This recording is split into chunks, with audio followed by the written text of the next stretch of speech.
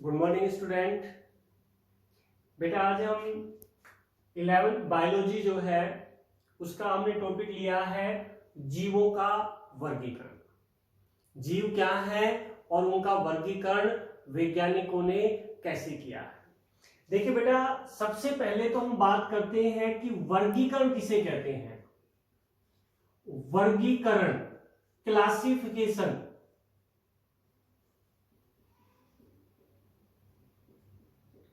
Classification या वर्गीकरण क्या है। देखिए बेटा, वर्गीकरण क्या है कि जीव जो है उनकी पहचान और उनके आपसी, जीवों की पहचान और उनके आपसी संबंध जो है उनके आधार पर जीवों को विभिन्न समूह या वर्गों में रखने की जो प्रक्रिया है वो वर्गीकरण कहलाती है। जीव जो है उनकी पहचान और उनके आपसी संबंधों के आधार पर जो है उनको समूह या वर्गों में रखने की जो क्रिया है वो क्लासिफिकेशन या वर्गीकरण कहलाती है। जैसे हम सीधी सी बात करें कि कोई भी क्लास होती है उसमें लड़कियों को अलग, लड़कों को अलग किया जाता है। अलग अलग जगह होती है, उनकी रो अलग अलग होती है। इसका मतलब वो एक वर्गीकरण है कि हमने पहचान के आधार पर उनको अलग अलग समूह में क्या कर दिया, विभाजित कर दिया। तो वही क्रिया क्या है, वर्गीकरण होती है। जैसे आपने कहा कि ये पादप है, ये जंतु है, ये उड़ने वाला पक्षी है, ये तैरने वाला जंतु है, तो ये सभी क्या है, वर्गीकरण है। तो जीवों की पहचान और उनके आपसी संबंधों के आधार पर जो है जीव जो है उनको विभिन्न समूह या वर्गों में रखने की जो प्रक्रिया है वो वर्गीकरण कहलाती है। अब बात ये आती है कि सर वर्गीकरण की आवश्यकता क्यों हुई, हमें वर्गीकरण क्यों चाहिए या उसके क्या फायदे होते हैं। देखिए बेटा, वर्गीकरण का पहला फायदा होता है जीव जो है उनकी पहचान करने में। जीव जो है उनकी पहचान करने में, जैसे आप ये कहते हो कि ये पादप है, ये जंतु है, तो आपने वो वर्गीकरण पढ़ा है कि पादपों के लक्षण क्या होते हैं, जंतुओं के लक्षण क्या होते हैं, तो आप आसानी से पहचान सकते हैं कि ये पादप है या जंतु है। तो जीवों की पहचान करने में। दूसरा इसका आवश्यकता होती है वर्गीकरण की जीवों का अध्ययन करने में। पृथ्वी पर 1.78 मिलियन जीवों की जातियां हैं। पृथ्वी पर लगभग 1.78 मिलियन जीवों की जातियां हैं। उन जातियों का अध्ययन करने में हमें वर्गीकरण की आवश्यकता होती है। ठीक है बेटा। तीसरा है कि जंतु जात और पादप जात जो है उनकी पहचान करने में, यानी जंतु कौन सा जीव जंतु है, कौन सा जीव पादप है, उनकी पहचान भी आप वर्गीकरण के द्वारा ही कर सकते हैं। चौथा है कि कुछ नाम जो है ये भ्रामक होते हैं, भ्रम पैदा करते हैं, और वर्गीकरण के द्वारा इन भ्रमों को दूर किया जा सकता है। जैसे कुछ जीवों के ऐसे नाम हैं जिन्हें आप सुनकर आपको भ्रम पैदा हो जाता है। जैसे मैं एक उदाहरण दूं, समुद्री घोड़ा। समुद्री घोड़ा जो है, अब ये नाम सुनने में तो ऐसा लगता है कि शायद कोई घोड़ा होगा, लेकिन समुद्री घोड़ा वास्तव में एक मछली होती है। ये क्या है, एक मछली है, ना कि घोड़ा। तो कुछ नाम ऐसे हैं जो भ्रम पैदा करते हैं, और उन भ्रम जो है उनको दूर करने के लिए हमें वर्गीकरण की आवश्यकता होती है। तो ये 4 है वर्गीकरण की आवश्यकताएं, जीवों की पहचान करने में, जीवों का अध्ययन करने में, पादप और जंतु की पहचान करने में, और जो नाम हमें भ्रम पैदा करते हैं उन भ्रम जो है उनको दूर करने में इनका उपयोग किया जाता है। ठीक है, तो ये हो गया वर्गीकरण और वर्गीकरण की आवश्यकताएं। ठीक है, उसके बाद एक अगला टॉपिक लेते हैं बेटा, वर्गीकी। वर्गीकी, टैक्सोनॉमी। वर्गीकी या टैक्सोनॉमी। वर्गीकी क्या है कि वर्गीकी जीव विज्ञान की वह शाखा है, जीव विज्ञान की वह शाखा है जिसमें वर्गीकरण के जो नियम हैं उनका अध्ययन किया जाता है। वर्गीकरण के नियमों का अध्ययन हम विज्ञान की कौन सी शाखा में करेंगे? वर्गीकी या टैक्सोनॉमी में करेंगे। तो ये दो चीजें होंगी अपना, एक तो क्लासिफिकेशन वर्गीकरण और दूसरा वर्गीकी या टैक्सोनॉमी। ठीक है बेटा। अब बात ये आती है कि अब जब जीवों का जब वर्गीकरण करते हैं तो देखिए बेटा, मानव जो है ये प्राचीन काल से ही जीवों का वर्गीकरण करता आ रहा है। मानव प्राचीन काल से ही जीवों का वर्गीकरण करता आ रहा है और वो प्राचीन समय में मानव ने जंतु जो हैं इनको 5 समूहों में बांटा था। सबसे पहले कोई वैज्ञानिक वर्गीकरण नहीं है ये, तो केवल पहचान के लिए मानव ने जंतुओं को 5 श्रेणियों में बांटा था, जिसमें पहली श्रेणी आती है पालतू जंतु। पालतू जंतु। दूसरी श्रेणी आती है जंगली जंतु। भाई पालतू जंतु जिसे हम पाल सकते हैं या पाले जाते हैं, और जंगली जंतु जो जंगल में रहते हैं, पालन योग्य नहीं है। ठीक है। तीसरा जो है उड़ने वाले जंतु। वे जंतु जो उड़ते हैं, यानी कह सकते हैं वो पक्षी आते हैं इसमें। ठीक है। नंबर 4 आता है इसमें जलीय जंतु। जलीय जंतु वे जंतु जो जल में रहते हैं। और 5वां है इसमें रेंगने वाले। रेंगने वाले जंतु। तो मानव ने प्राचीन काल में ये जंतुओं को 5 श्रेणियों में बांटा था। कौन कौन से? पालतू जंतु, जंगली जंतु, उड़ने वाले जंतु, जलीय जंतु और रेंगने वाले जंतु। ठीक है बेटा। ये कोई वैज्ञानिक वर्गीकरण नहीं है, लेकिन मानव ने प्राचीन काल से ही इनका वर्गीकरण किया है। अब हम सबसे पहले जीवों का वैज्ञानिक वर्णन पढ़ेंगे, यानी वैज्ञानिक नियमों के आधार पर जीवों का वर्गीकरण कैसे किया था, किसने किया था और किस प्रकार उनका वर्गीकरण किया था। और जीवों का जो वैज्ञानिक वर्गीकरण है, इनमें सबसे पहले वैज्ञानिक आते हैं अरस्तु। अरस्तु जिन्होंने 284 से 322 बीसी में जीवों का सबसे पहले वैज्ञानिक वर्गीकरण प्रस्तुत किया था।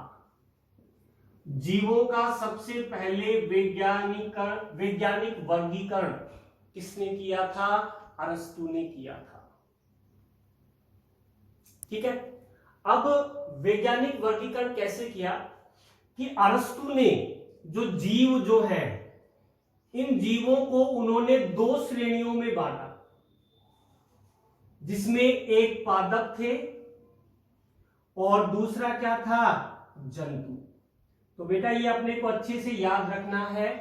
जीवों का सबसे पहला वैज्ञानिक वर्गीकरण अरस्तु के द्वारा दिया गया था, जिसने समस्त जीवों को 2 श्रेणियों में बांट दिया, पादप और जंतु। और जंतु पादप जो हैं, इनको आकार के आधार पर उन्होंने 3 श्रेणियों में बांट दिया।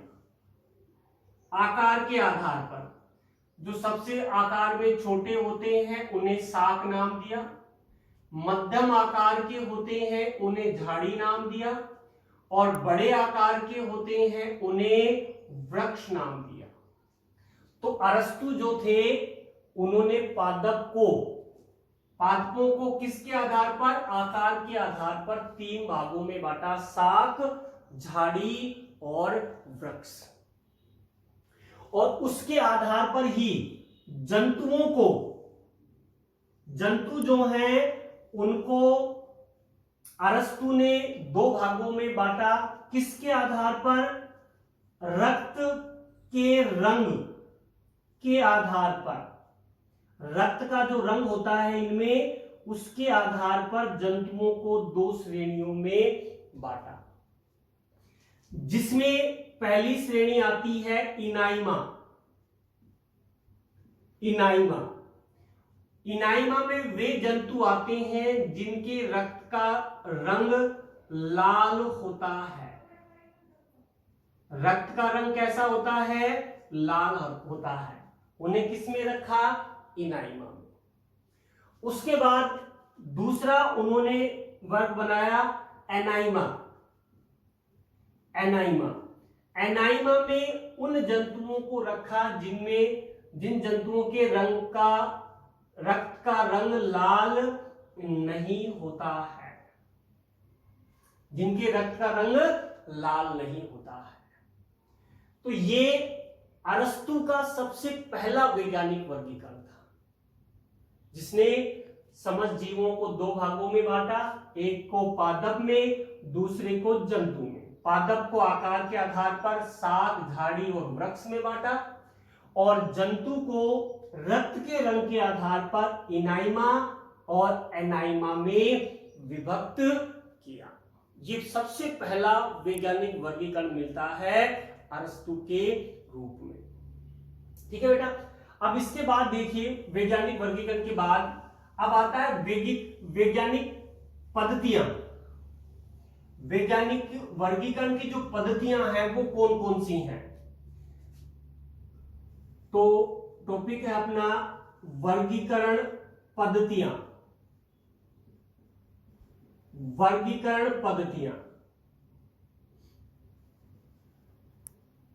वैज्ञानिक जो वर्गीकरण पद्धतियां हैं वो कौन कौन सी हैं? जिसमें हम सबसे पहली पद्धति लेते हैं वो है द्विनाम पद्धति।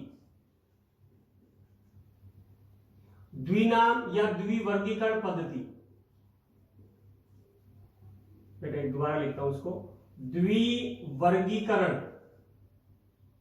वर्गीकरण या द्विजगत पद्धति। द्विवर्गीकरण या द्विजगत पद्धति।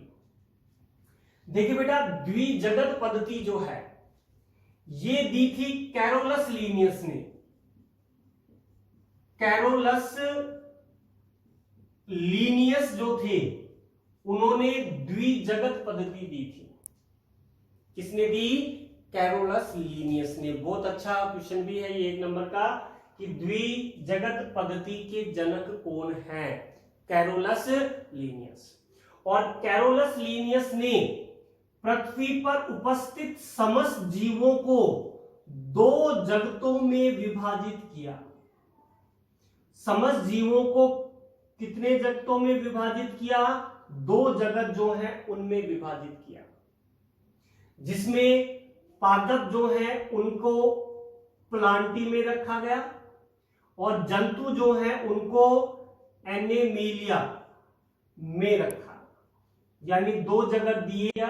कैरोलस लीनियस ने 2 जगत बनाए, जगत प्लांटी जिसमें पादपों को रखा गया और जगत एनिमिलिया जिसमें जंतुओं को रखा गया। तो ये है द्विजगत वर्गीकरण। ठीक है। अब दूसरा वर्गीकरण लेते हैं त्रिजगत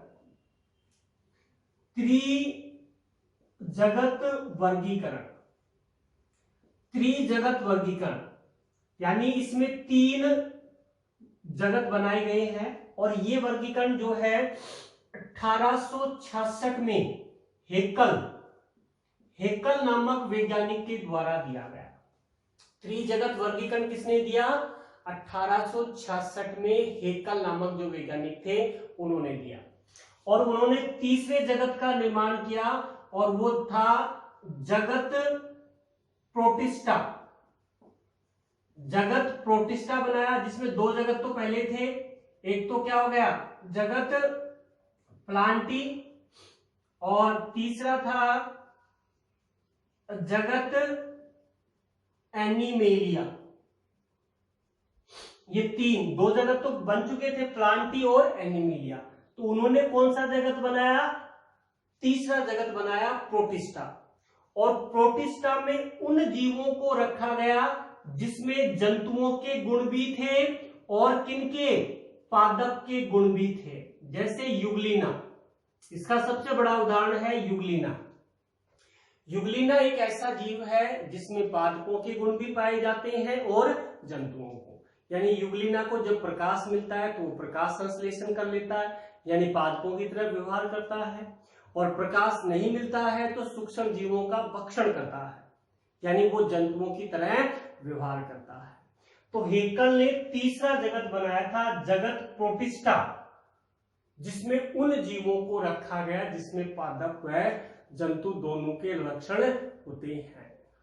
ठीक है, तो ये तीसरा जगत हो गया त्रिजगत वर्गीकरण, जो 1866 में हेकल के द्वारा दिया गया। अब लेते हैं नंबर 4 पर, चतुर्जगत। चतुर्जगत वर्गीकरण। चतुर्जगत वर्गीकरण, चतुर्जगत वर्गीकरण जो है ये दिया गया 1938 में H.F. कोपलैंड। H.F. कोपलैंड जो थे उन्होंने चतुर्जगत वर्गीकरण दिया, यानी समझ जीवों को 4 जगतों में विभाजित किया, जिसमें 3 जगत तो पहले बन चुके थे। उन्होंने चौथा जगत बनाया और वो था जगत मोनेरा, जिसमें 3 कौन थे पहले अपने, एक तो जगत प्रोटिस्टा था ही, तीसरा था जगत प्लांटी, और चौथा कौन सा था, जगत एनिमेलिया। तो चौथा जगत, जगत मोनेरा, ये किसने बनाया, H.F. कोपलैंड ने। और मोनेरा जगत बनाने का आधार था कोशिका का प्रकार। तो कोपलैंड ने क्या किया कि जो प्रोकैरियोटिक जीव होते हैं उन प्रोकैरियोटिक जीवों को उन्होंने मोनेरा जगत में रखा। मोनेरा जगत में किनको रखा, प्रोकैरियोटिक जीवों को रखा गया। और चौथा जगत बनाया मोनेरा। तो 4 जगत हो गए, जगत मोनेरा, प्रोटिस्टा, प्लांटी और एनिमेलिया। ये आपको 3 वर्गीकरण पड़े आपने, द्विजगत, त्रिजगत और चतुर्जगत वर्गीकरण।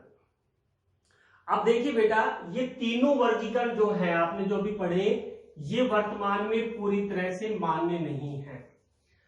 अब इसके बाद हम चौथा वर्गीकरण पढ़ेंगे और वो है पंचजगत वर्गीकरण। चौथा वैज्ञानिक वर्गीकरण जो आता है वो है पंच जगत वर्गीकरण। पंच जगत वर्गीकरण, पंच जगत वर्गीकरण जो है ये दिया गया 1969 में R.H. व्हिटेकर नामक वैज्ञानिक के द्वारा दिया गया, जिन्होंने संपूर्ण जो जीव हैं उनको 5 जगत जो है उनमें विभाजित किया।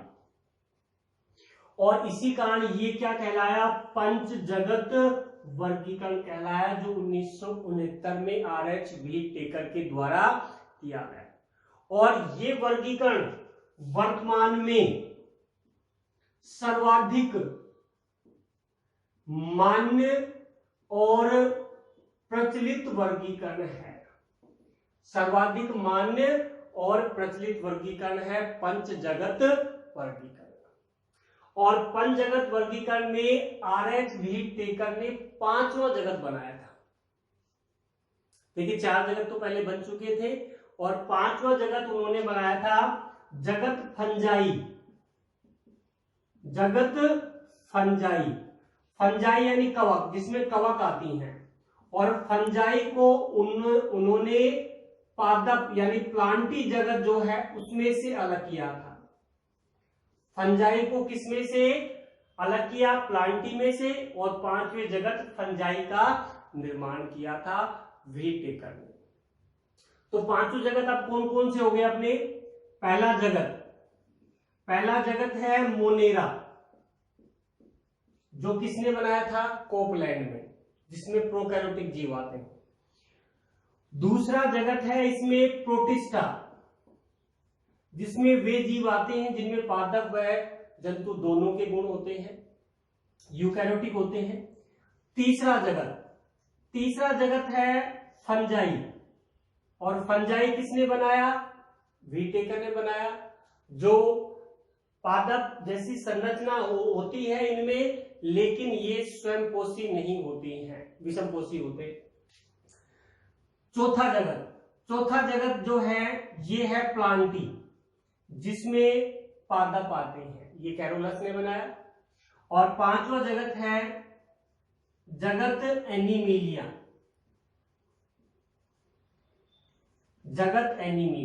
जिसमें क्या आते हैं? जंतु आते हैं। तो ये है 5 जगत वर्गीकरण, जो वर्तमान में सर्वाधिक मान्य और प्रचलित वर्गीकरण है। मोनेरा, प्रोटिस्टा, फंजाई, प्लांटी और एनीमिलिया। तो ये हो गया बेटा जीवों का वर्गीकरण। ठीक है, तो हमने 4 पत्ती पढ़ी, द्विजगत पद्धति, त्रिजगत पद्धति, चतुर्जगत पद्धति और पंचजगत पद्धति, जिसमें सर्वाधिक मान कौन सी है? पंचजगत वर्गीकरण। आज के लिए बेटा इतना ही। Thank you.